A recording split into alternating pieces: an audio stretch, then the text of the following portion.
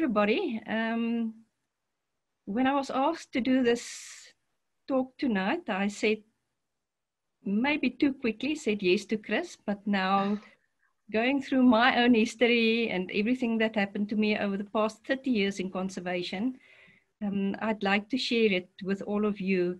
And thank you for making the time to also attend to the presentation. The title is A Woman in a Man's World of Conservation, and it's my experience. And I want to put it in context. I do have 30 years of experience in South Africa. There might be some of the people from all over the world listening that finds it strange because they might have had more opportunities. But in South Africa, really, if you look back in 30 years, sounds like a long period of time, but it's not such a long time. So I would like to share with you, I selected a lion in the Kalahari to start my presentation, and I would like to take you through now. Stephanie mentioned that I'm part of twins. I've got an identical twin sister. We grew up in Namibia. And typical Afrikaans family, where in that time, daughters or girls were not given the same opportunities always. But my dad and my mom and everybody in our family always said that you can become anything that you want to do. So there were no restrictions or nothing on us. So we were good athletes, and I'm showing you that picture because that also helped me when I started working. And then also very outdoor people, like fishing, always outside in the veld. I grew up traveling with my dad, who was in the police services of Namibia, in the back of a F-250 bakkie or vehicle, a pickup all over Namibia. Northern places where we worked, Kamanyap, those places where we as kids joined him on the trips and went to all these far places. Some of the first memories I have is going to Etosha, Namatuni, Halali, all those places. So I think if you really look at my background, there wasn't much that could have prevented me from ending up in nature conservation. My whole life, I always wanted to work outside or in the veld. For women that time in South Africa, there wasn't such a big opportunities. You could become a marine biologist, and then later on nature conservation to study that also. Or you could have done BSc, also became an option for women. And many of the women of South Africa, my age, might relate to this. But be it as it may, being one of identical twins, I think helped me also a lot in working in the veld. I worked a lot alone in the veld, which was not common in South Africa at that time, but I worked a lot. But you always felt that you have somebody with you. So that's just my link to being a twin. When I indicated that I wanted to go and study nature conservation, we had this career studies that you do in school. I remember the teachers told me that, but it's really not a job for a woman. But if you want to do it, do it. So off I went. I actually registered for a BSc degree, but then later changed it to the Technikon Pretoria to a diploma in nature conservation, because I felt it was more technical and something that I wanted to do, because I really wanted to work in the veld. BSc at that time, honors degrees took you, nothing against it, to be a scientist, but I really wanted to work in the veld. So going off to Technikon, being a typical student, the pictures there is some of the women that studied with me. I think we're 6 or 7 in that picture, or 7 or 8. Of those in the picture, there's only 2 that's still in formal conservation. And I'll tell you a bit of the statistics when I started to study nature conservation. The picture on the right is when we visited Kruger, actually, as students. And they always had a line with plants. They would have picked branches, and then you could go and you could learn the names of the trees, and they would test you on it. And I actually spent hours on that line and learning the trees. And it's one of the loves in my life is plant studies, plants, grasses, trees, all of that. Also as a background, when I started conservation, my studies, we started 130 students in the class. It was a 3-year course. After 2 years, there were 65 people left in the class that then went on and did the experiential training. And after 3 years, actually, I think we were 28 that got our degrees. So it's not only a lot of women that left, but also a lot of the men that actually studied nature conservation left or didn't finish after 3 years. But studying nature conservation, I was like a fish in the water. I enjoyed it immensely. It opened up a world for me. We were a rough bunch of students, but as you know, that's student life. Some of the pictures, and I think some of my colleagues that might look at the pictures, I really wore some Lady Di shoes, yes. So you wouldn't typically see me in that when I got my diploma.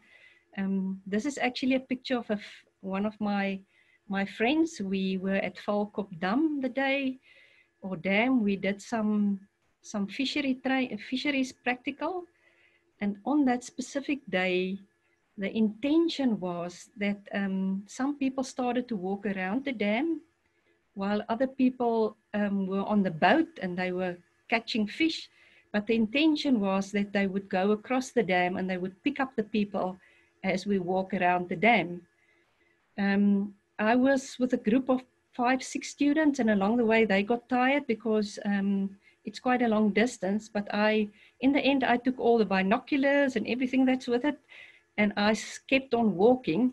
And I actually was the only person that walked around the dam on that day. And then when they were looking for me, I was already back in camp. And everybody looking for me, and I was walking around. And I think that's where also the part of the fitness of being fit and trained to walk around. So I started with a nature conservation diploma. I followed that up with a higher diploma in veld and game management. And once again, I was also a few women that did that diploma in veld and game management. And in that, I was actually the best student and for that year.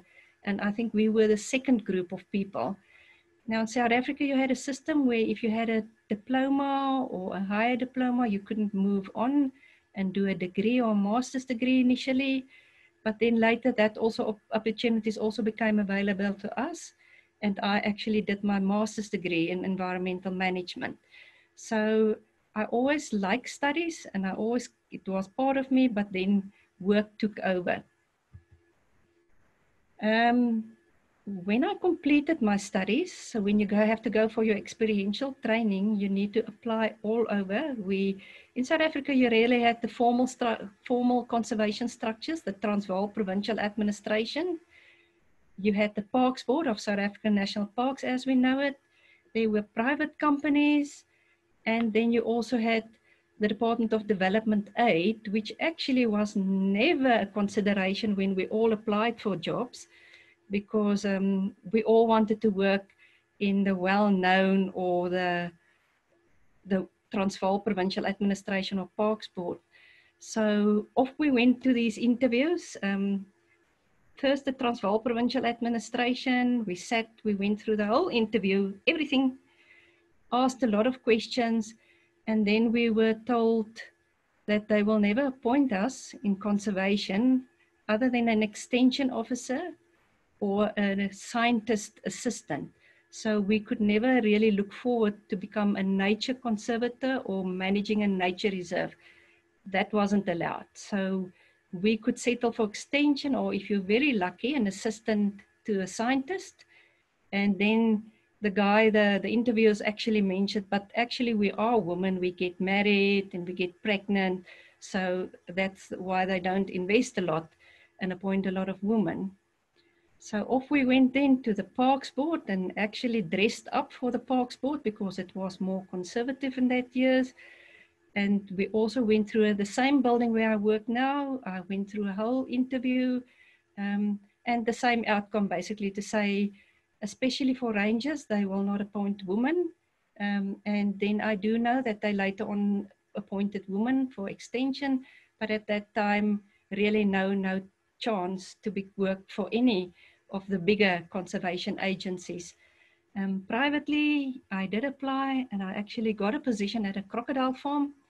But then the Department of Development Aid came along and they said that they have some opportunities.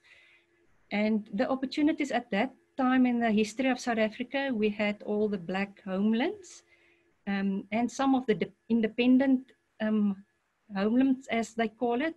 And they then appointed me to go to what they then called the Leboa homeland.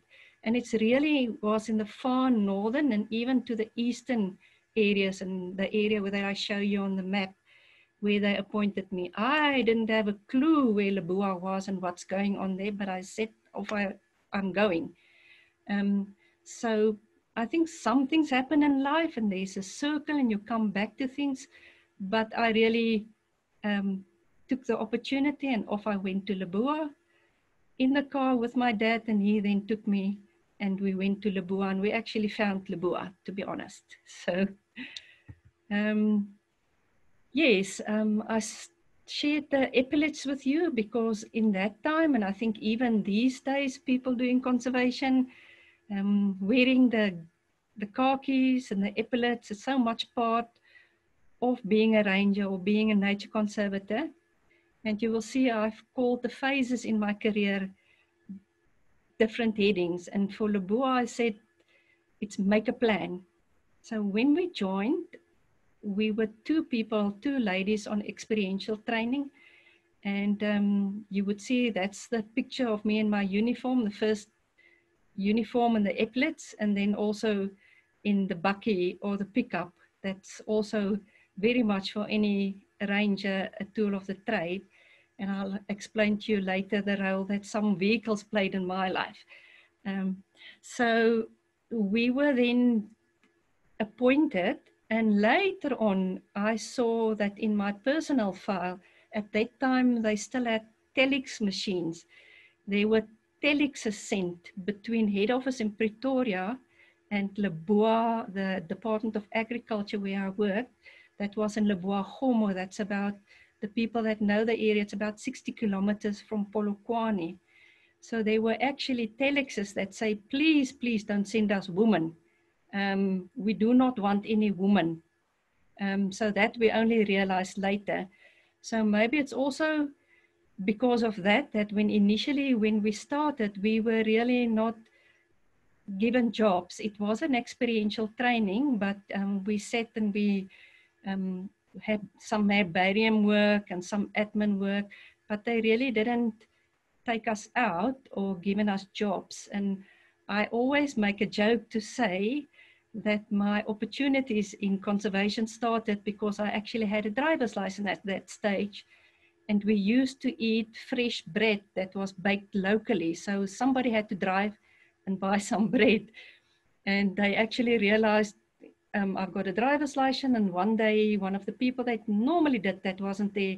So off I went and I got a fresh bread for us to eat. So they realized they could start to send you around more to do things. It's a joke from my side, not actually, but I think they realized that we can be helping them out. In the very beginning, there were some of the men that I worked with that took us along. So this is a picture, and I want to apologize for the pictures. I saw some of the presentations. They are really old pictures taken with a small Kodak camera, but I will tell you the story. So we did go for walks in the Drakensberg. You will see the tents are still of the old tents, and the backpacks were these huge backpacks. But off we went, joining them for a hike in the mountain. And I think that's also one thing that I wanted to say, that because Leboa wasn't such a big and structured conservation agency, things were not so structured, so we could do many more things that weren't usually allowed, and especially for women. So we went on hikes with him. Um, a lot of things to carry, but that time that's the way it was. I also want to share this picture with you in Leboa. And every place I think where you work in nature, you find some areas that some places which you can just can't describe to people because of what you see there in Leboa, Luluberge, for instance. That's where the yellow arum lily occurs. And you would go down there and you would just see these stands and stands of yellow arum lilies. The other picture, what really happened in the Boer, some of the people left and I just then took on some of these duties. And on the picture that you saw here, that you see here, is actually the ecologist that we used to have in Leboa. He left and I just took over the work of the ecologist. While it was not my training, it was not necessarily the case that people in conservation would do. I took over that, and that's where I then started to work for many days and weeks all alone in the field. And when I say alone, it was me, only me, going down, doing all the field surveys, field condition assessment, writing the reports, making recommendations for the removal of game. And that was at a fairly young stage, not trained in that, but seeing the opportunity, given the opportunity, and taking it on. And I think I'll come back to opportunities later because life is what you make of it. If opportunities come over your path, you must take it. And the person in the picture, Irma de Blans, he was actually the head of nature conservation in Leboa. And he also gave us a lot of opportunities. So I would say to many women, if you look back, many of the opportunities we got in the past was due to the men that worked with us, that decided to give us that opportunities.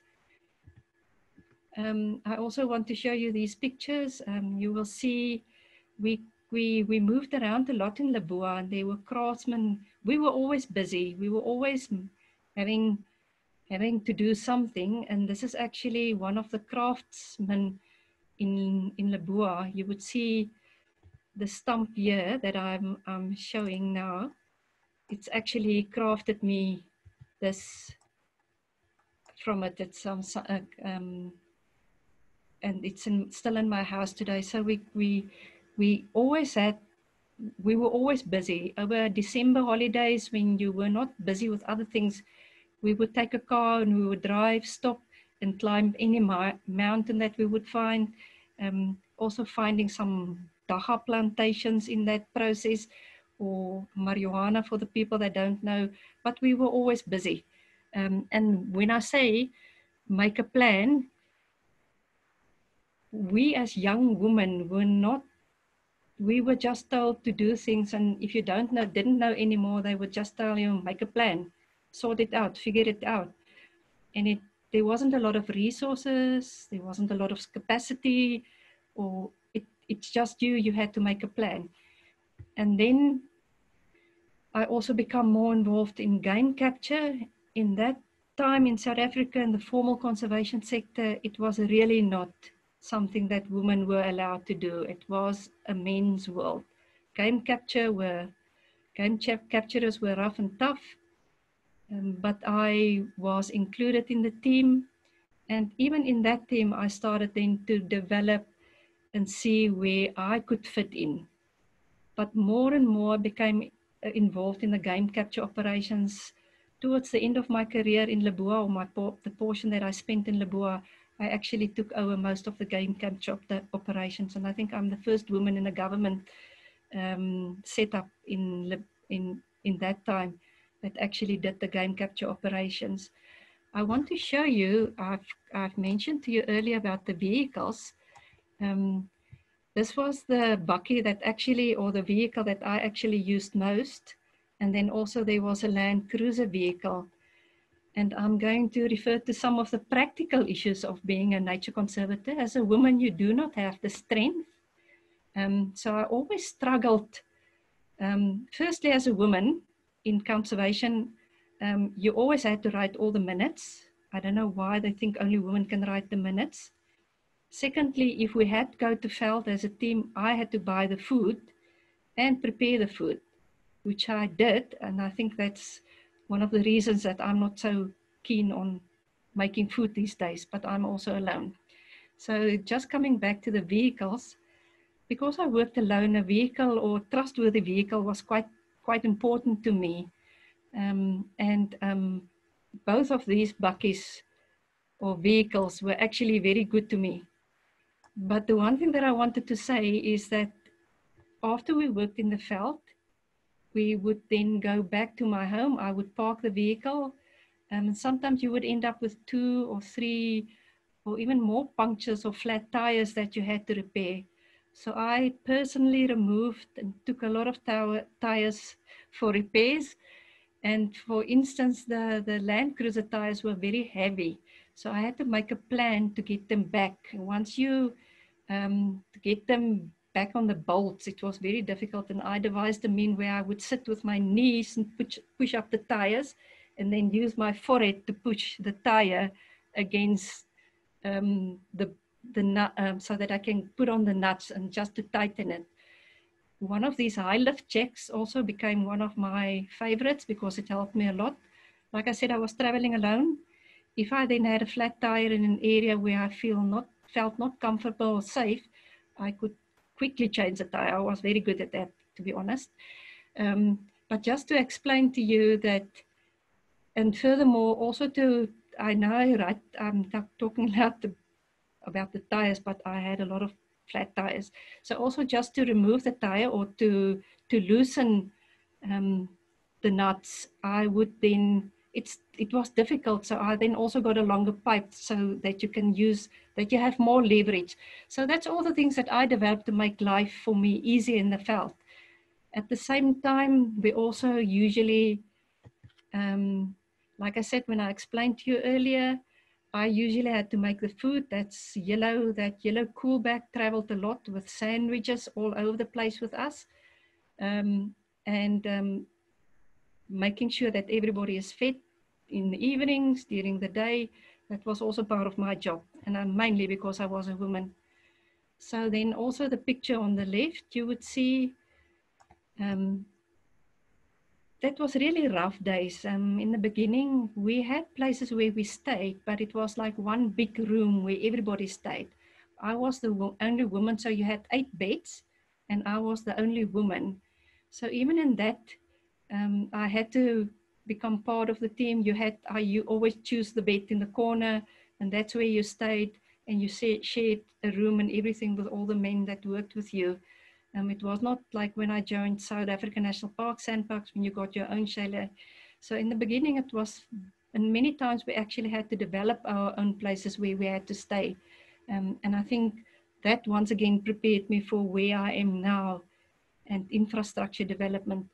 But I just wanted to show you the pictures and just explain to you that at that time and in that period, things were done differently and you just had to fit in and go on. And that's what we did. Well, I did. The pictures is not so clear. My place at the game capture boma started in the front. So I would be at the first curtain. I would call out when they would need to close or open the curtains and then go back to the front where the animals were loaded. That's a job I enjoyed immensely. People knowing game capture know that for certain times of the day, you just sit around, you wait for the right opportunity. And that was a time when we had a lot of talks and fun in the veld actually. So what I also wanted to say about my game capture days is like, that's where you experience to become really part of a team, a focused team that need to work and get things done, because you have one opportunity to get the game into the boma, and if you don't work as a team, and we were a good team in Leboa. Many of the formal agencies did not think that the homeland conservation at that time was worth mentioning. But I think a lot of work and good things happened in Leboa. Certainly for me, it gave me a lot of experience and opportunities that I could use in my life later on. I'm going to move. You would see me there with a gun. I also became, at that time, we didn't have veterinarians working with everything. So also I became very involved in game capture, in the drugs, in the darts, and applying that. And we did capture a lot of sable antelope. And I also still joke and say that even though today when I see sable antelope, I see it in the milligrams that you had to use of the M99 to capture them. But that was a lady that did a master's degree in Leboa. So I joined, we helped, we capture. And sometime later, we also imported sable from Zimbabwe and exported some other animals. As a very young person or young woman, I basically became part of a team, and we always had a plan. We always made things work.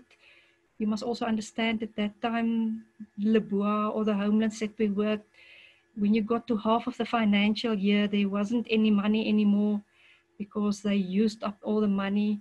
We got times when we couldn't work in our offices. We worked on the stoops of our offices. It was also a time of change in South Africa. There was a lot of unrest in the areas that we worked, changing. And for me as a woman particularly, that was important to know what went on around in the areas. Because when I traveled, I needed to make sure that I was safe. And I can say with all honesty that only 2 occasions were incidents that were unsafe for me, where they started to throw rocks at my vehicle when I traveled to Turfloop. And then also one night very late, I didn't know at that time, but the ANC had quite a big meeting in the area where I was working, the Mokorong district. And when traveling back, I had an accident and I drove into a donkey. It was dark, it was dusty. I drove all the way to the closest police station. I couldn't switch off the car, but I didn't want to switch off the car because I was afraid it wouldn't start again. And when I got into the police station, it was somehow they decided to take all the prisoners out of the cells. So all the prisoners were standing looking at me. And at the same time, you could hear the rifle shots in the back. So eventually I got to report the accident. In South Africa, you have a way that you have to report it, and then I could leave. So that's really times. But for the rest, I worked on my own, alone in nature reserves for weeks. I also got other opportunities in the time. We did a lot of culling, and you would see that the picture on the left is not such a good picture, but I needed to show you. Like I said, we always made a plan. At that time, we had problems with the helicopter that we use. We couldn't use the nice jet rangers that they used in the Kruger. We had to use the small Robinson R22s. It could only take 2 people. But at the time, that was at Malabog Nature Reserve in Leboa. At the time, the helicopter broke down. There were no telephones, no way of making contact with the people to come and fix it. And then the pilot and I, we used to drive about 30, 40 kilometers, 20, 30 kilometers, where we would find a telephone, call the technicians or the mechanics on that side, tell them the problem, and then drive all the way back. And then in that way, we fixed the helicopter actually, and the pilot could fly back. That was actually the person responsible for all the water pumps in the area of Leboa, and everybody then helped to fix the helicopter. We also used the helicopter, you would see, to place water tanks when we developed a new place, a small rest camp for us to stay. So we always had a plan. And I also wanted to tell you about an incident at the same Malabog Nature Reserve. If you fly from Pretoria up north, you get to the Blouberg, or the Blue Mountains, or Blouberg as we call it. And then the helicopter pilot had to come through. We needed to capture game the next day. So he left Pretoria, or where he was staying, a bit late, and he couldn't get over the mountain because it became dark. He then landed and he waited for the moon to come in. We were sleeping. We had waited for him. He didn't come through. There was no way to contact him. There was no cell phones at that time. So we all went to bed and thought we will sort it out in the morning.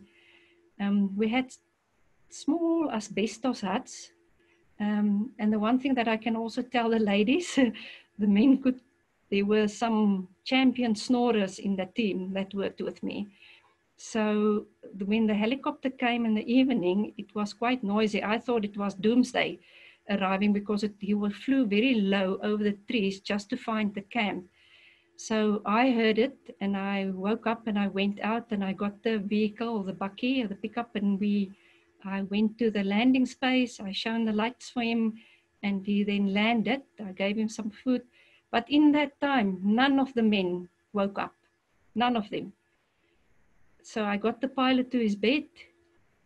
We slept, and in the early morning, we were sitting in a small kitchen, and the guy in charge said, "Yo, you wonder when this pilot's now going to arrive, because we must start with this game capture."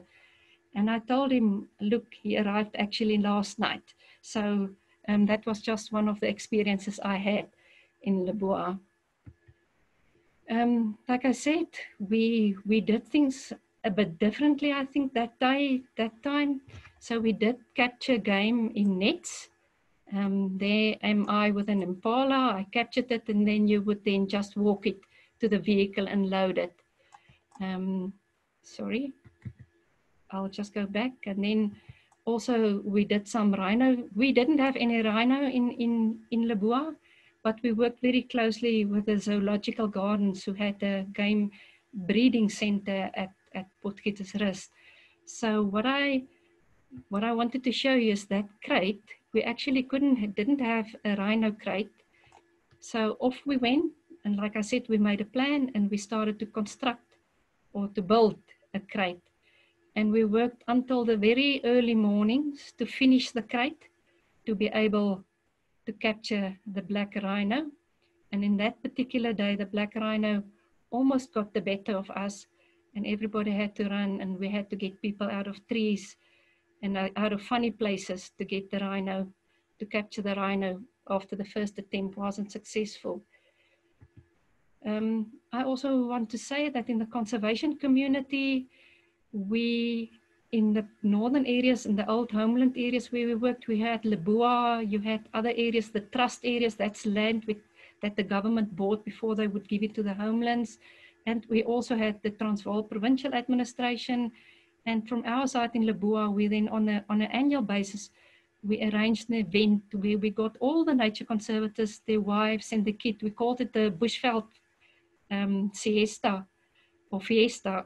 We got everybody together and we had fun and games. You could see the kids playing volleyball with the catapults, and we had a nice day just meeting as nature conservators for a day, enjoying it and becoming friends, because that's so important in your work, the relationships that you build with people, because in a day, on a month, on a year, you would need, or somebody would need you. And for instance, the zoological gardens, we worked a lot with them, and you would get times where the then head said, no, the principals are complaining a bit, we're working too much together, then we would not do it, and then in the end we would work again. So I think at that time things were done a bit differently. It wasn't as structured, and we had a lot of opportunities to do things that we want to do. I think that's almost the last of the pictures, or the last time. I was almost 8 years in Leboa where I worked, and really I didn't tell you what we ever did, but I also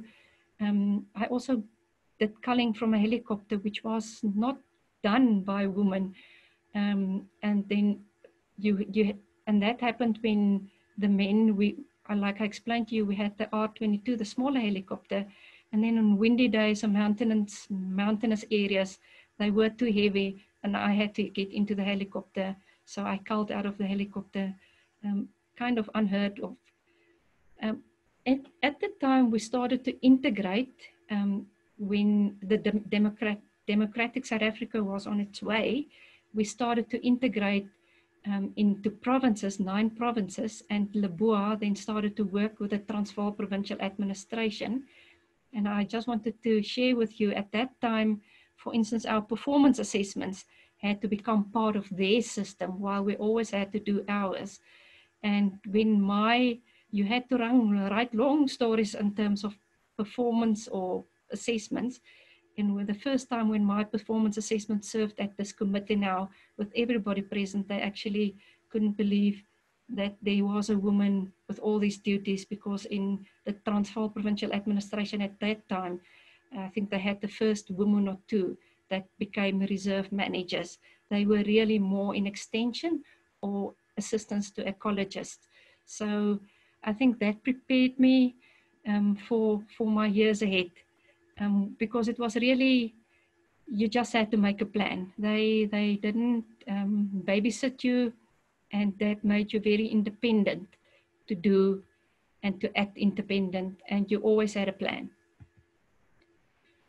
So from there I moved over, then everybody was placed in the new Limpopo province of the Democratic South Africa, and this is a phase which I call noted and will be corrected, because really I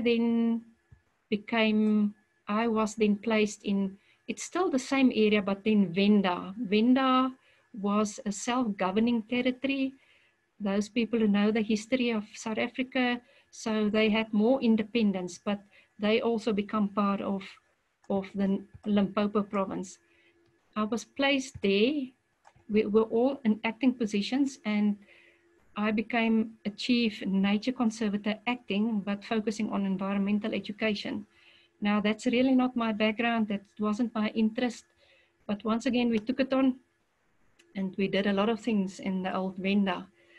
But at the same time, we all had to apply for positions, because they consolidated all the different areas, new organograms, everything. So off we went and we applied, and I actually only applied for Chief Nature Conservator and Assistant Director. Well, that was half of the region, because I really believed that I was been 8 years, so that would be fine. In the end, I became the regional manager of the northern region of the Limpopo River, where I had reserves, nature reserves, conservation services, which was the permits and the problem animals, as we called it, and then also environmental education that resorted under me. It was a very difficult time, because you had to create the cohesion between the different people. Transvaal Provincial, or the TPA people as we called them, they came from a different system. They had everything in place, everything worked. And then Venda, that's where the noted and will be corrected. The first audit report that I received for the audit done in the Venda area was nothing was right. So it took hard work to correct many of the things. And then you also had the former Leboa areas. So it was Northern Sotho, it was Venda, and then from the old provincial or the Transvaal, where you had to draw people together. And once again, it was not easy. I think the acceptance came more from my Leboa and Venda colleagues, while my colleagues from the Transvaal Provincial Administration was not so accepting. But we worked together, and I would remember, because of all the changes, for instance, all the orders, if you wanted to buy anything, you could get quotations, but the orders were all issued in the Polokwane, which was then the headquarters. So we would get the quotations. I would then drive to Polokwane. I knew, fortunately, the guy working with the order book, so he would give me the order book for the evening, and I would sit and write the orders. Almost throughout the night, I would write the orders, because you desperately needed to get an order to do things. And I think that's one of the big things that some of my former colleagues, of TPA colleagues, then later said that they appreciated. But then the next day when I drove back, or the day after, to my region, I had all the orders that we need to do what we need to do.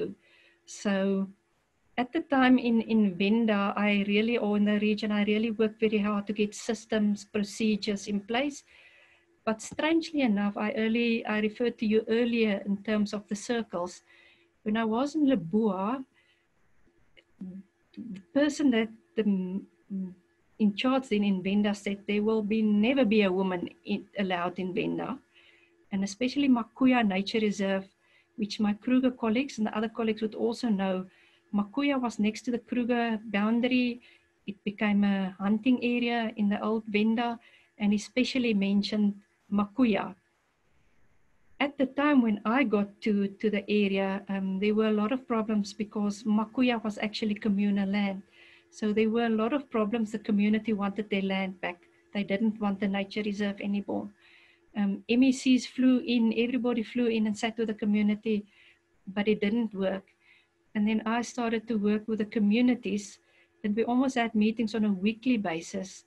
And in the end, Makuya Nature Reserve remained, it's still there, and the community started to benefit from Makuya directly. And that comes back from my experience in Leboa, where we already, income that was generated was given to the communities. Queen Mujaji, for instance, at Mujaji, we had nurseries there, all the income, she got the income. Also at Malabog, and I think once again, that's the experience that you build up. Just to explain to you, when I started the environmental education, this picture was at an environmental education day that we had in Thohoyandou.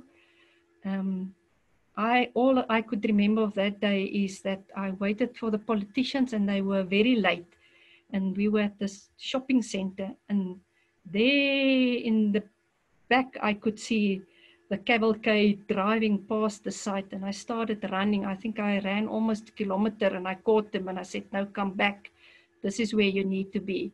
But the event got off, and we had the environmental education day. But I really wanted to come back in conservation management. That's what I wanted to do, and in the end I came back. During my time in Venda as a regional manager, when you are a woman, you participate in certain things, but when I became the regional manager, I then started to focus more on women in conservation. We in South Africa at that time, it was just in the late or the early 90s that Black women actually entered the nature conservation field. Before that, even they struggled more. And once again, it's not a very clear picture, but I started to have soccer days. We had traditional dances. You would see I'm in my full Venda regalia. They gave it to me. They also actually gave me a Venda name. It's Chinakao, which actually means something beautiful. So we had a lot of fun as women. We played soccer, and then we had a nice afterwards. So people from all over the region would come, and we had this day. And in the beginning, the men would kind of snigger and laugh about it, but later on, I think even the men came to see who wins the soccer game between the different nature reserves. Then moving forward, while I was in the Venda or the Limpopo province, I was called one day by my direct supervisor, who said, a director that said, Kruger called him. They're looking for a woman to apply for a ranger position in Kruger. And I said, no, I'm not going to apply, because really Sanparks was never in my reference framework. And that's why I'm starting this part of my presentation to say not in my reference framework. We simply, if you really wanted to do nature conservation at that time, being a ranger, it was not an option to go to Sanparks. So it wasn't in my reference framework. So when he called, I said, no, I'm not going to apply. And then very shortly, Stephanie mentioned Dr. Willem Gertenbach called me and I said, they have this position, he would really like me to apply. And once again, I said, no, I don't think so. I've got work to do here in this region. I need to fix the things. So, but in the end, I did apply. So I went for an interview in Skukuza. I think we were three women that they interviewed. Actually, one of the ladies was a lecturer that gave classes to me at the Technikon where I studied, and then also Stephanie. But I wasn't really serious, so I went in. We had the interview. The then first black director of Kruger started, Dr. David Mabunda, and we had the interview in his office. And I left, and I don't think I was out of the gates of Kruger, and I got a call from the HR person to say, no, I got the position. And I said, no, I don't think I want the position. I'm not going to take it. So off I went to Venda, and I think they called me 2 or 3 times where I really didn't want to take the position because I was dedicated to sort out and to get everything in order in the region. But then one day I was traveling. It was particularly difficult. I must just also say that in Venda, my office was where they used to have the cabinet meetings. So it was quite for them, the offices in the afternoon at 4 o'clock, they would come and lock the door. So the first time I worked late, they locked me into the offices. And then I had to call people. And the lady that came to unlock the door to me told me, what's my problem? There on the ground floor, there is a window that you can open. So after that, then when I worked late and they locked me in the offices, I climbed through the window with everything, the computer, before I got a laptop, everything, because I then worked at home. But just to come back to my story, so I really was committed and I didn't, but driving back from Thohoyandou one day, I think it was higher intervention, and I got a calmness and I got the answer. And I then just called and I said to them, okay, I will accept the position. At that time, I was a deputy director in government, and I think it was more or less the same position in Sanparks, even though I went down in salary, but I joined in Kruger as at that time as the head ranger for the south, so it was half of the park. People knowing Kruger would know that was from the Olifants River to Crocodile River. So off I went. This is a picture of me of some of the field rangers. I do not have a lot of pictures of this time in Kruger, but generally I, in any case, don't like pictures. But I do have a picture of myself with Ian White, buffalo. When we did the buffalo and elephant census, it was a period or time in Kruger, which I always loved, flying 6-8 hours a day, counting animals, counting buffalo and elephant. So that's a picture with Stephanie. Stephanie was also there. We became very good friends and colleagues. She was always somebody that you could go to, and we worked extremely well. So actually, it was a real first time where I worked more in pure conservation, to put it, and only ranger services or conservation management. At the beginning, and I'm honest, and I think some of the rangers in Kruger would acknowledge the fact that I don't think they very much liked the women in their midst. There were some of the people or the rangers that actually walked past you and actually didn't greet you. I couldn't understand that because I came from a background where woman was then part of conservation. But I think there were people, and I think one of the rangers, the ranger for the southern half of Kruger, Flip Nell, also played a role. And also, in the end, I'm just there to do my work. And I wanted to say it's not only the Kruger and the rangers. I think there were other people, technical services people, that also found a woman in a position that worked with them a bit strange. And to be honest, at that time, I wasn't so worried about the fact that at the rangers and working with men. I think it was, for me, Kruger at that time started with transformation, and it was still not very transformed. I came from a background which was more transformed in terms of Wenda and Leboa. So that was also something in Kruger that was in the beginning very strange to me to experience.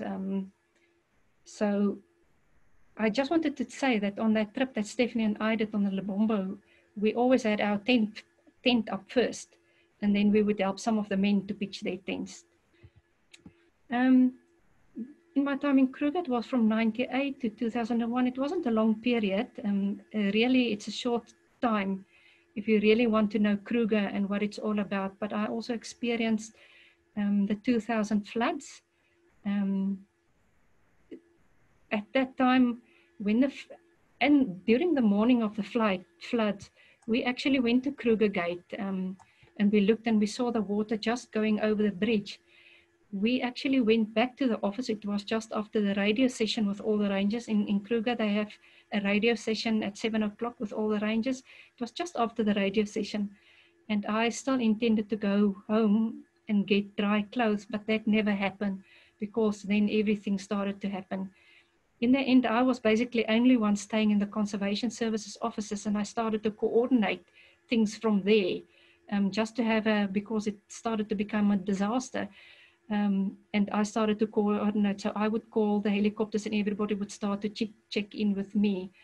When the director, David Mabunda, then also came back to the park, he then also said that I must coordinate the disaster management committee, which I then started to do also together with a job to attend the flood situation. But it was really a very, I must not say special, it is a special time to see the might of rivers and what it did, but also to see the people work together, the people in the staff village that had to share houses, stay in temporary houses, the rangers that for many months couldn't, these are the rangers in Stolsneck crossing a river that really couldn't leave. Some of the people had to be flown out and stayed away from their houses, the rangers, especially Pafuri, for long periods in time. Like I said, it wasn't really a long period, but even there, the people include me, the men included me, and this is the big birding day, which I then became the fifth wheel on the car. Usually it's 4, but I then joined the group, and it's Flip Nell and Ralph Calvin, some of the people that I enjoyed. Very good days in Kruger. That's the days that everybody competed to see how many birds you can see in 24 hours. So once again, then Kruger, you can see I've now changed from not in my reference framework to in my reference framework. So it was, I would have liked to spend more time in Kruger, but then Kruger Sanparks started with retrenchments, and they called it Operation Prevail. And I think it was once again a very difficult time, a lot of things changes in the ranger services. And even myself, I didn't get, they consolidated the ranger two ranger positions into one, so I couldn't remain in the position. And for a while I floated around in Kruger. They gave me all kinds of funny jobs. I needed to write policies and disciplinaries, and somebody caught on later when I wrote a letter, I would say MWP below my name, and nobody ever asked me what it was for. But then I later told them it actually stands for Minister Without Portfolio. But be it as it may, they decided to retain my services, and I became part of planning and then moved over to head office, Parks Division.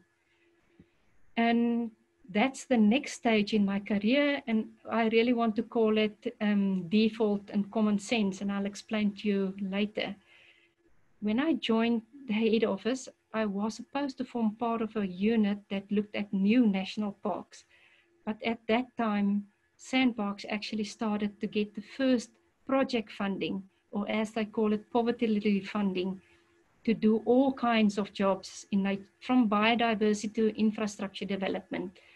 And at the time, 2002, 2003, Sanparks didn't have the capacity to implement any of the projects, and they appointed implementing agents or implementers. That led to a lot of problems. Deliverables or targets were not achieved, and the department then said, hang on, we're not going to give you any more money. At that moment, there was about 300 million rand at stake for infrastructure development. We're not going to give you any more money if you don't start to implement these projects. So while in the beginning, I was just part of the project team, we attended the meeting, and when the then DG said, we're not going to give you any more money, Sanparks then said, no, but we will implement. And everybody turned around and said, Antoinette, we will implement these projects there. And I said, yes, we will do that. So that was default. It was really not something that I chose. It just came along my way. So for 3 weeks, myself and a quantity surveyor flew to all the national parks. We did all the cost estimates. We did all the business plans, and we got the 300 million rand for infrastructure development. Now, at that time, Sanparks also developed new national parks, and it was quite important to get this money to do the fencing. But at the same time, we also formed part of government, and government started with a poverty relief program. And the poverty relief program was about job creation. So basically, when we started with the projects, and I then started to establish a project management unit in Sanparks, my portfolio had then biodiversity social projects, infrastructure development, and also the park technical services started to report to me. And we basically did the expanded public works in South Africa is poverty alleviation, because we have structural unemployment in South Africa, 29% that it stands, and you need to get programs in. And then the infrastructure development. And this is just a picture of the biodiversity social projects team that helped with the biodiversity projects. I think I'm going to go a bit quicker. Just to show you, it's all the Working For programs in South Africa. So Working For Water, we would remove alien invasive vegetation. So this picture is of Parthenium spraying. This is of a team that will do the work. So we create between 7,500 and 16,000 jobs per annum, depending on the program and the funding. And it is from communities next to national parks. So it's become a huge socioeconomic transformation program for Sanparks. In my time, I've kept statistics from 2002. We did over 500,000 initial hectares clearing, alien vegetation, invasives that we removed, and then 2.8 million hectares follow-up. That's the size of Kruger and a bit that we did follow up. Once you do the initial clearing, you need to follow up. And you can see over the years how it grew, and our funding and our capacity was increased, and we could do more. So all the national parks have this program, and it's part of biodiversity management for the organization for Sanparks. We have Working For Wetlands, where we rehabilitate wetlands. We've got Working For Ecosystems, where we do normal land rehabilitation. And for those who do not know, this is an earth plug, where areas where there's the need to just make these holes to capture water and to allow seeds to propagate. We had the Working For the Coast program. We actually, on a daily basis, in the 8 coastal parks, we clean 394 kilometers of beaches every day. This program also looked at coastal infrastructure and rehabilitation. One of the things that also came over our path in the time, because Sanparks was really then seen as a very good implementer of these expanded public works programs. And we started with the eco furniture program, because you would get these big trees, you have such a lot of biomass, but you couldn't do a lot with it. So we would then get the big trees, we would plank it and dry it. And then in the end, we would then, the biggest, what we made was school desks, because there was a need for school, there is a school need for school desks in South Africa. So not really part of conservation or what Sanparks mandate is, but we were asked to do it, and we are handing over this program. But we really started off, and there was I must mention somebody like Olga Jacobs. She works with me in the unit. She is an excellent project manager. Getting all these, and the biodiversity projects that I mentioned was really under her leadership and management developed. We also do environmental monitor program. That was, we call them environmental monitors, but that was support to the rangers, especially when the rhino poaching started in South Africa. A lot of the time and the effort of the rangers went into rhino poaching or anti-poaching. And then we came up with the idea to employ these people that would take up certain duties on the ranger stations and in national parks. So we have a lot of women in these programs. We need to appoint 55% women. and then also youth. This environmental program actually employs up to 80%, over 80% youth, and they really became very much part of the biodiversity management in the national parks. We also have infrastructure management, so we have small teams doing maintenance of infrastructure. We've got a huge infrastructure plant in our national parks. We've got 4 million hectares of national park, and we've got 20 billion rands worth of infrastructure that needs to be maintained. So in my time, 1,400 kilometers of fences constructed or upgraded. It's actually the distance from Pretoria to Cape Town that we put up fences. This is a small team that we use now to assist with maintenance in national parks, and they do wonders in terms of helping us, because we, as usual, as with most conservation agencies, we have a severe shortage of operational funding, and a lot of things are happening with project funding. Then I'm quickly going to go over to the infrastructure development part. You would see what we started. This is actually making a tile. So we would make tiles one by one. This is a tile that was made with that press that was specifically developed. And we made 2,000 tiles. So you would then ask, what do we need it for? It was one of the first poverty relief projects. We actually used it to construct Mapungubwe Interpretive Center. The roof construction was different to your conventional. It was, you use the tiles and gypsum and you pack it like this. And all the people that you use there were previously unemployed. They were trained by people. They constructed the roofs, they did the roofs. And in the end, we ended up with this building, which actually was awarded the Building of the Year internationally in 2010. And it was constructed by local people that was trained as part of the project. At one stage, I think we employed up to 1,000 people in Mapungubwe. Mapungubwe, when we got it as a national park, there was no infrastructure. There were few dilapidated fences. All the development was actually during the time with poverty relief money or infrastructure development funds. Once again, you would see we're making some bricks, and that's Tankwa-Karoo National Park. We made bricks out of mud and straw, and then we constructed the chalets with that brick. So you need to do that labor intensively, and we try to do our infrastructure development in everything that we do labor intensively. And there's such a lot of things that I can show you.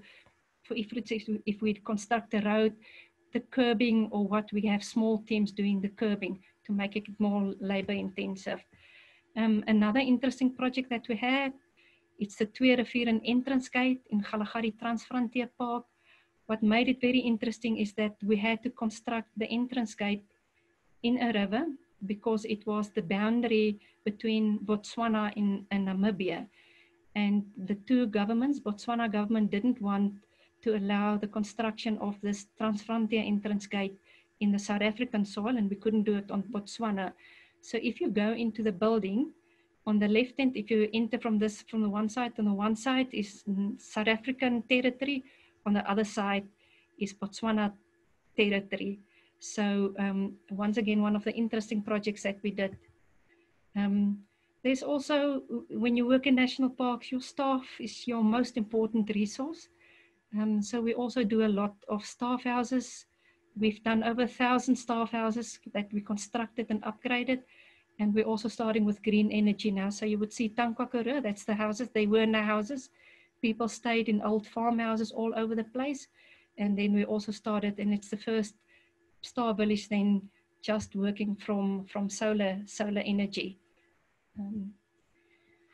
Then I'm back at Galagadi Transfrontier Park. Also the land claims, we also do development there, and Cows Lodge is on the left. We did it for the Kumani Sun. And we also, there's a site visit for the Kumani Sun, which I'm showing you. We're going to do the second stage of their development now. So really, I'm almost done. For me, my experience, it was very much a man's work, man's world when I started. Even the last part of project management when I started, when I took over the responsibility, I had engineers reporting to me, And that's where the common sense, and I've started to work with construction. It's not my background, it's not my training, but that's why I say common sense can take you a long way. If you just figure out what it's all about. I started to do financial feasibility studies, return on investment, because when you do an income generating project in Sanparks, it must make money. You must show that you will be able to get returns on the capital that you invest. So I did all of that with never part of what I ever thought I will do. So what I'm saying to everybody that's listening, the young people, the women, there's lots more opportunities, and that's good. It needs to be like that. But where there's a will, there's a way. Use the opportunities that gets to you, or make your own. You cannot achieve what you want without your team or the teamwork. There's a lot of passion and dedication, and always have a plan. And there's no need to prove that you're a woman. If you can do your job, you just do your job. And then lastly, but not least, that comes from, it's actually from Shakespeare, where when they went in St. Crispin's Day speech, where he says, we few, we happy few, we band of brothers.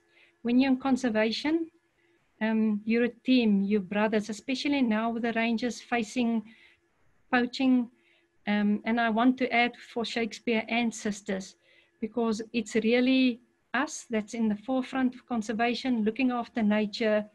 If you know that part of Shakespeare is actually when they go off to a war, and they actually say, you're lucky, you're the chosen ones to go into this war. And we are the lucky ones, we're the chosen ones.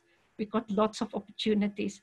And I want to show you, this is what we developed at the southernmost tip of South Africa, Agulhas National Parks, in Africa and the world. But we are a band of brothers and sisters in conservation. And then lastly, but not least, thank you. And something that I got from the rangers in Kruger for another handmade day and listening to me. Thank you very much.